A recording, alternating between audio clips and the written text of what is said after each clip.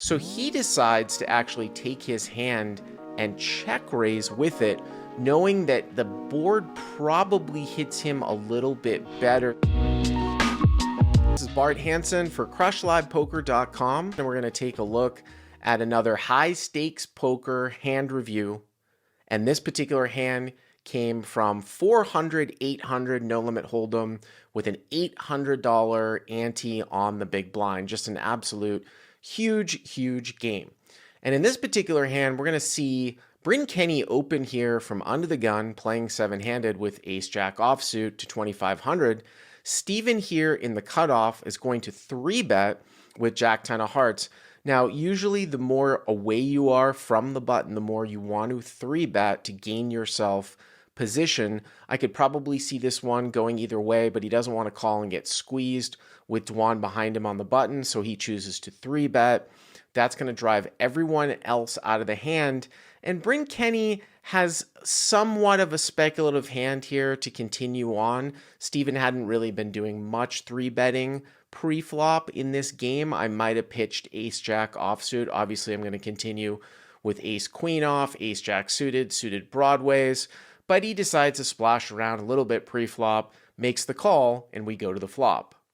So with the pot being $19,000, we go and we see a board of 10, 7, 8 with 2 diamonds. So Steven, the pre-flop 3-better, he has top pair. He has a gut shot here to a 9. He also has backdoor heart draw. Bryn Kenney has just a gut shot here with ace-jack. He also has the jack of diamonds. Bryn is going to check it over to Steven, and Steven's going to bet 10,000, just over half the size of the pot. And now this is really where it kind of gets interesting. Obviously, Bryn could continue here with 2 overcards and a gut shot here to a 9. His draw isn't all that transparent, so he decides to actually take his hand and check raise with it, knowing that the board probably hits him a little bit better than it does somebody who is actually 3-betting a very tight range, because we wouldn't think that Steven's going to have, say, pocket 7s, pocket 8s, jack 9 suited, but Bryn might have all of those hands. So he check raises here. Now, obviously, Steven is going to continue on. He's got top pair. He has a gut shot to a 9. He can also catch a backdoor heart draw here on the turn. So I'm certainly not going anywhere with his hand, especially in a 3-bet pot. So we roll the turn here with 89,000 in the pot, and it's an offsuit jack, which is a really interesting card because it gives Steven top 2 pair, and it now gives Bryn Kenney top pair. But Bryn here is going to continue with a bet, and obviously he is actually turning his hand into a bluff. Most likely, he thinks that Steven's going to have overpairs here, and perhaps he can represent like he has a 9, or if Steven continues to call across the turn, perhaps go for it if a diamond were to come. I'd like Bryn's hand a little bit better if he had the ace of diamonds in it. So he's going to come out and bet. He's going to bet 69,000 here. Now, obviously, Steven is going to continue on. First of all, Bryn can have some bluffs here. Also, too, if Steven is behind to a set, or if Bryn has a straight now, he also has an additional 4 outs to make a better hand, so he makes the call.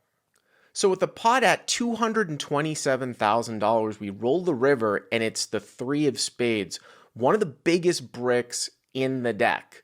Obviously, Bryn Kenney, though, is going to continue on here with his bluff. He probably doesn't think his hand is good here on the turn when Steven calls, and he's right. Occasionally, Steven might have a busted diamond draw, and he comes out and he bets 2/3 the size of the pot, 147,000.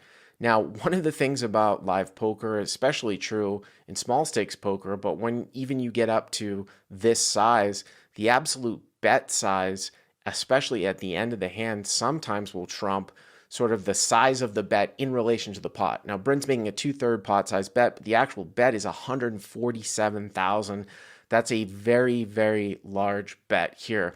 Now, for Steven, obviously he loses to a 9, but let's go back to preflop and think about how this hand was played out the entire way. Bryn opened and obviously defended to a 3-bet. Is Bryn going to be taking a hand like 10-9, Is he even going to have something like 8, 9? Is he going to take those hands and check raise them? Pair plus a straight draw? It's possible. Is he going to take a hand like pocket nines and check raise it? Having some showdown value on this board. I just find it fairly unlikely that Bryn is going to have many nines here. I mean, it's obviously possible, but he also has some hands like busted diamond draws, or specifically a hand like he has here, ace jack, maybe king jack, queen jack, that's going to continue on and actually turn his hand into a bluff, rightly realizing that he doesn't have enough showdown value against Steven's 3-betting range that calls across the turn. When you get to rivers like this, you actually need to have some hands to call with. And here, having Jack 10, not just top 2 pair, because I don't think that really matters. Bryn's probably not value betting a smaller 2 pair, although it's possible if he thinks that Steven might not release, say, like aces or kings, you beat some of those smaller 2 pairs, but then you also block, say, top set, and you block a set of, obviously set of jacks, and you also block Jack 9, which is a flopped straight. So if I got to this river, I would probably be doing a lot of calling specifically here with Jack 10, no diamond in my hand. Like I said, you have to have some hands to call across here, and Jack 10 is going to be better than the overpairs you might end up with here. So I'm probably making this call. Surprisingly, Steven thinks about it for a long, long time and mucks the hand, I guess, giving Bryn, a straight or better, maybe the nut straight, something like that. But this is one that he would certainly like to have back, and give credit for Bryn Kenney turning his top pair into a bluff. If you liked the video, hit that like button, subscribe to the channel, and we will definitely be back with more high-stakes poker hand reviews right here. If you like what you've seen here, please hit the subscribe button. To check out crushlivepoker.com, click on the link in the description. Use the code YTA300 to get the first 30 days for free.